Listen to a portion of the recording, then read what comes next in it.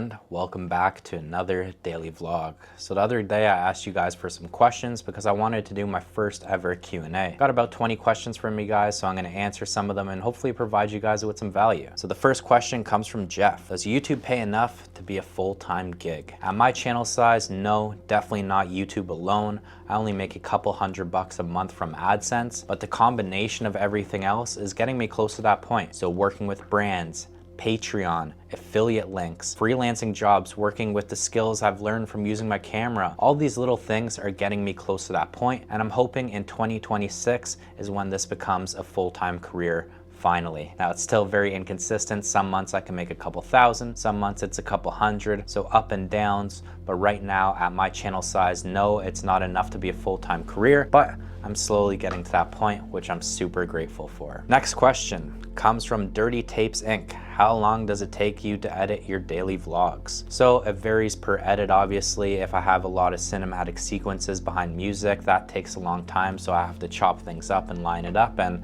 I'm a bit of a perfectionist, so I definitely spend a little bit more time on those areas. But that being said, I would say anywhere from 1 to 3 hours right now. So not too long, at the most, maybe 4 hours, but I've really refined my editing process recently. And keep in mind, before doing these daily vlogs, I made 200 vlogs prior. So my editing process has been a little dialed in, and with the time constraints of making daily vlogs, it's made me kind of be able to do them a little quicker. So I would say on average right now, it's taking anywhere from 1 to 3 hours to edit these daily vlogs. Next question comes from Omar. How do you find the strength to show up day after day when the rewards still fall short of what you truly deserve? Well, first off, thank you for the kind words, but for me personally, I don't feel like I deserve or I'm owed anything. I just truly love making these vlogs, and that's how I can show up day after day, even when the results might not be exactly where I want them to be. I don't do this for views. I do it because I love it, so it's easy for me to show up every day, even if the last video didn't perform that well. Next question comes from DadBlogCA. I heard Mr. Beast advise a long time ago, make 100 videos and try to get better at one thing. Definitely agree with that. During the daily vlog process, are you learning new things to improve as you continue to make vlogs? And if so, what do you think are your 3 best self-critiques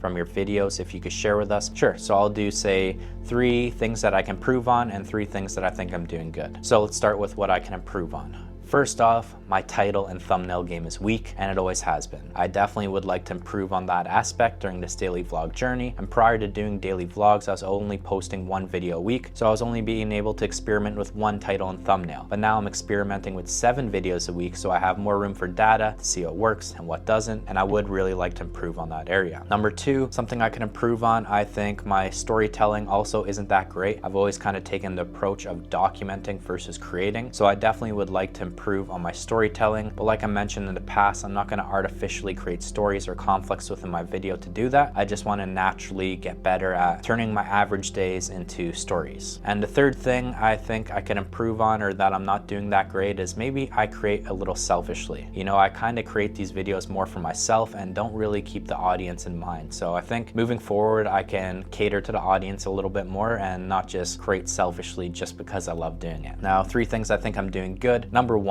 I think if you watch these vlogs, you'll truly see my love for the craft outshines everything else. I truly do love this, and I feel like that kind of separates me from a lot of other creators who just create for views and vanity metrics. I think that's one of my strengths, is you can tell I truly love making these videos more than anything. And number 2, I would say another one of my strengths is I really do take pride in making high quality vlogs. From sound design to color grading, these little tweaks and things that the average person might not notice, I spend time on it, and I really do take pride in making high quality videos, I guess you could say. And the third thing I think I'm doing good, I don't know, I guess I'll leave that to you guys. Drop down in the comments what you think I'm doing good at with these daily vlogs. Next question comes from Jim. The standard YouTube advice never feels applicable to cinematic vloggers. How do you navigate growth versus authentic creativity? So I guess I'm kind of doing it wrong. I don't really put growth first, and maybe that's silly because, like I said, I do want to make this a full-time career, but I always put my authenticity and my creativity first, and I don't really create for growth. So I guess my answer is maybe I should improve on that, but I just always keep it real over here, and you know, I create for myself and I don't really think too much about growth. Next question comes from Sean.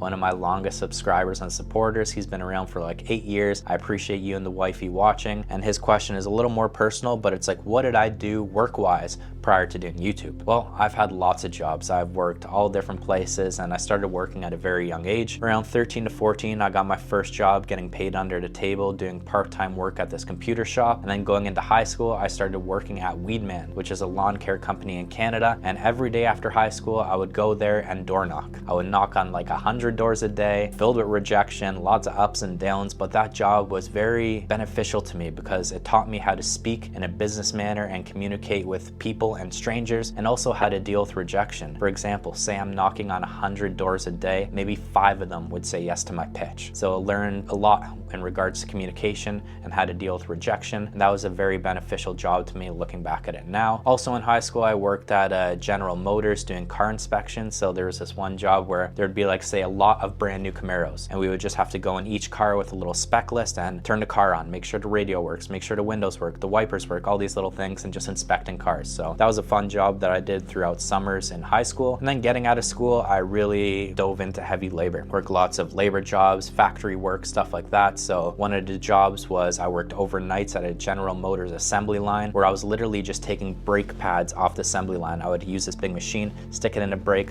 load it onto a rack, and do that for 8 hours a day overnight. And still to this day, I think that messed up my sleep schedule, working those overnight shifts. I didn't see daylight for months. I absolutely dreaded it. Shout out to anyone who can maintain that work because it is not fun. After that, I worked at a window factory, building windows, once again on the assembly line, doing shipping and receiving, a little bit of this, that, just general labor. And then one of my favorite jobs, even though I wasn't a fan of the boss, was landscaping. I did landscaping in Toronto, mainly cutting grass of homes that are worth millions of dollars. And I really did love that job because I was outdoors every day and I just like cutting the grass, you know, getting those straight lines, making it look like a golf green was super rewarding, peaceful, just having your headphones in, cutting grass. I really enjoyed that job, but like I said, wasn't a fan of the boss. Then I worked at like a grocery store fulfillment center where we would load up crates and trucks that would get delivered to the grocery store. So I'd drive around a little forklift picking orders and this and that. And you know, these jobs wasn't a fan of, never truly loved them, but it got me by and it made me really realize that this is the kind of work I wanted to do, and it pushed me to live a creative life because it's like, damn, I don't want to do this for the rest of my life. And after working these labor jobs, I got into the family business. My father owned a printing company, so I helped there doing managing stuff, doing delivery, shipping, receiving, stuff like that. So worked with the family business for quite a while, and I still dabble in that as well now. And then I also am an investor. I've been in the crypto space since 2017, and the money I invested has allowed me to live a little more creative life when the money is inconsistent. So I've worked lots of jobs, lots of labor, lots of stuff like that, but it truly just made me realize that that isn't the kind of work I want to do. So yeah, been there, done that, and yeah, I'm happy with where I'm at, even though the money is inconsistent right now. Next question from Jeff. Do you sit down with a pen, paper, and plan out your videos or ideas, write scripts in advance, or do you journal in general? For the most part, no. I do not plan or script out my videos. I've always had the approach of documenting over creating. So yeah, I don't script things, I don't plan out my shots, I kind of just let things flow. That being said, sometimes if I have a topic I want to touch on, I'll write a few notes in my phone, but that's about it. Now in the past, I have done videos where I plan things out strategically, this, that, but as of right now, especially with the daily vlogs, I just pick up my camera and shoot and let things kind of flow. Next question comes from Ops and Giggles. Loving your vlogs from the color grading to creative angles. Do you use an iPhone? I have the 17 Pro Max. Sweet. Those new iPhones look awesome. I think I have the 15 Pro Max right now. And no, for the most part, I use my Sony ZV-E1. I just like having a big professional camera. Something about it just, I really enjoy filming on cameras like this. But that being said, I do use an iPhone when it's warranted. And I have in the past made vlogs completely with just the iPhone. And they're great phones and kind of all you need. Like, they're more than enough. But I personally like using my Sony. But yeah, you know, if there's times where using an iPhone is better, I'll use it and have nothing against it. They're great devices. The stabilization is awesome, image quality great. So I don't personally use an iPhone that much unless there's times where it's better than using this camera. Next question comes from Kumar. How do I achieve the final look like yours? Do you have a LUT pack or anything of that sort? By the way, you're crazy good at adding value into our lives. Thank you. I've given your example on how art never sees boundaries, and you don't even know places like this exist on a world map, yet people are talking about it in person due to his or her art. First of all, thank you so much for the kind words. I'm glad my videos have been able to add value into your lives, and truly that's amazing. Now this is actually one of the most asked questions on this channel. Do I have a LUT pack? How do I color grade? And no, I don't have a LUT pack for sale, and I can't teach you how I color grade at the moment. Right now I have about 7 or 8 LUTs stacked together. Some I've purchased, some I've created, and it's kind of just a mess, but yeah, there's 7 or 8 LUTs stacked together, and that's how my look is. And I just slap that on top of my image all the time. I don't change it per clip. I just have like a base LUT now, which is stacked together, and I just slap it on. So maybe one day, it's kind of silly for me. It would have been very lucrative. I know I could have made probably tens of thousands of dollars from selling LUTs, but yeah, over the last 3 years, that is one of the most asked questions on this channel. But no, I can't teach you how I color grade. Next one from Sam. I don't have a question, but I just want to say something. You're really offering something great on this platform, and I'm 1000% sure the reward is coming. Keep going, my friend. Sam, thank you for all the support over the years and the kind words. Truly does mean a lot to me, and I agree. I know my biggest reward is coming soon, and I cannot wait to get there. Next question comes from Josh. Have you ever used any AI tools in helping you generate ideas? If yes, what is your preference and what type of prompts do you use? So no, I'm not anti-AI, but I've never really utilized it. When ChatGPT first came out, I tested it out trying to generate some like title and ideas for videos, and it's cool and all, but I guess I'm a little more old school when it comes to creativity and art and think it needs that human touch. Now that being said, I know the benefits to AI, and I'm sure if I really dove into it, I could find some benefit from it, but at this point in my career, I don't utilize AI, and I don't really have any plans of doing it. I like keeping my creativity and artistic touch human and myself, and I'm not really looking for advice from a robot. Next question from the homie, the man, the myth, the legend, Gare the Bear. If you know, you know. Me and Gare the Bear run our Discord community together, and he's been like my best YouTube friend. We kind of grown our channels alongside each other. He's been crushing it recently. Go check him out, show him some love. But Gare's question is, have you ever gotten close to quitting YouTube? Quick answer, no. I love making videos more than anything, but there has been points in my life where I've thought, you know what, maybe I can't make this a full-time career. Maybe that's a little unachievable, but my thought process on that has completely changed, but I've never came close to quitting making YouTube videos. I love this more than anything, and even if I didn't make a full-time living from doing it, I will still make YouTube videos for the rest of my life in the foreseeable future. I just love the process and love making videos, so no, I've never thought about quitting YouTube, but I've had the thought of maybe being a full-time career is unachievable. But now, no, I've been working with so many brands recently, things have been picking up, and I know it's a reality now. It's just a matter of when. Next question from another Discord homie, Rootkit Dev. What do you find the biggest hurdle between getting a video idea and hitting the post button? Well, to be completely honest, especially when it comes to these daily vlogs, I haven't had much hurdles because my approach is a little different, where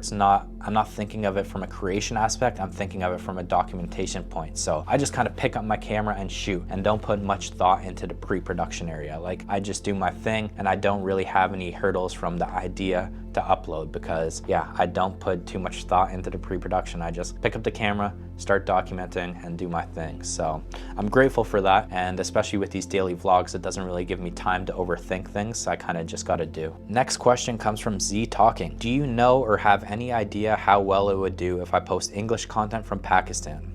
Like the vlogs or organic short fun videos with not very good editing because I'm not good at it. Do you think it's worth the hassle? Well, first off, I'm not too sure, but I always have the mindset of do what you love, and I'm sure there's some other people out there who will love it. So if you want to post English videos in Pakistan, post them, and I'm sure your tribe will eventually find you. Don't put too much thought into that or overthink things. You know, I'm sure there's English speakers in Pakistan who will appreciate the videos, and if not, there's people on other sides of the world who will appreciate you filming in Pakistan and presenting it in English. For example, I don't understand Pakistan, but it looks like a really cool country, so if I can watch your videos in English, I would appreciate that. But like I said, create what you want, and I'm sure your tribe will eventually find you. In regards to you not being very good at editing, just keep practicing, put into reps. I've made 300 videos and now I consider myself good at editing. So do the same and eventually you'll get good as well. But yeah, that concludes this first little Q&A. That was super fun. I definitely want to do some more like this in the future. So I'm going to use this video as my next question. So drop them down below if you have any questions. And whenever I decide to do a Q&A in the future again, I'll use this video as a reference and gladly answer your question. With that being said, I was going to go to the gym right now, but it's still such a beautiful snowy day. So I think we're going to go for a little hike.